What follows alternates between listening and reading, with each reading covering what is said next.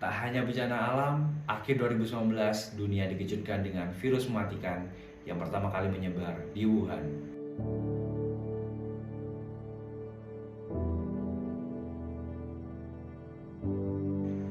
Awal Maret 2020, Indonesia menyatakan kasus pertama COVID-19 dan disitulah mulailah penyekatan serta pembatasan mobilitas yang memaksa masyarakat mengurangi kegiatan di luar rumah.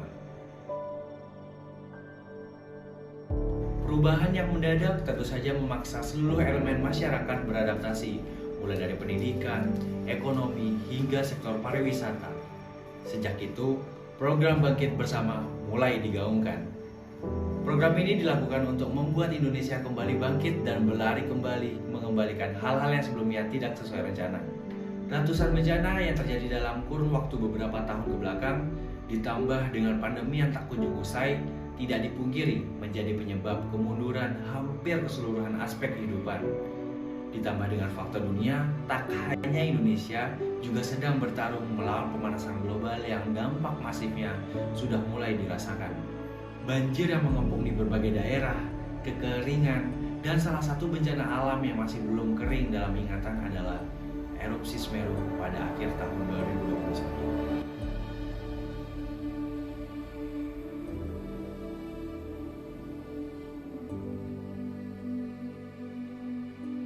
Kita mengetahui bahwa apapun yang ada di bumi ini adalah pinjaman dari anak cucu kita di masa depan.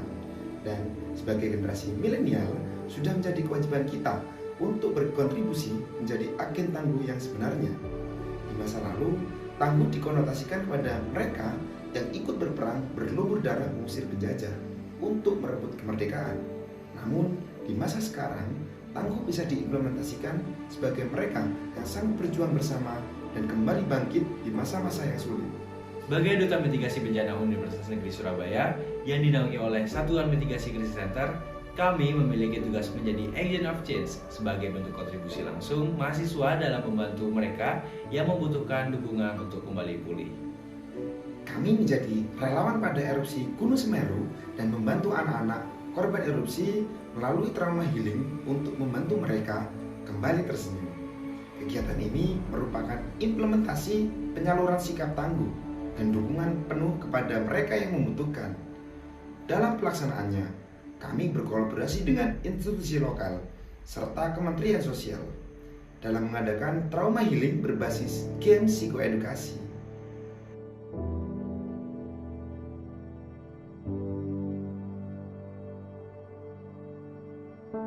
Tak hanya hadir ketika bencana terjadi, kami juga terjun untuk membantu desa maupun daerah rawan bencana untuk menjadi tangguh dan siap menghadapi bencana yang menghantui di daerahnya.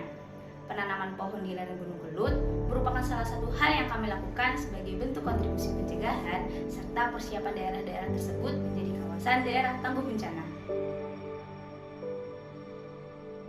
Semua itu tidak mungkin bisa terjadi tanpa bantuan dan kerjasama dari semua pihak. Ini juga merupakan bentuk nyata bahwa bersama tujuan dan cita-cita negeri menjadi lebih tangguh bisa diwujudkan.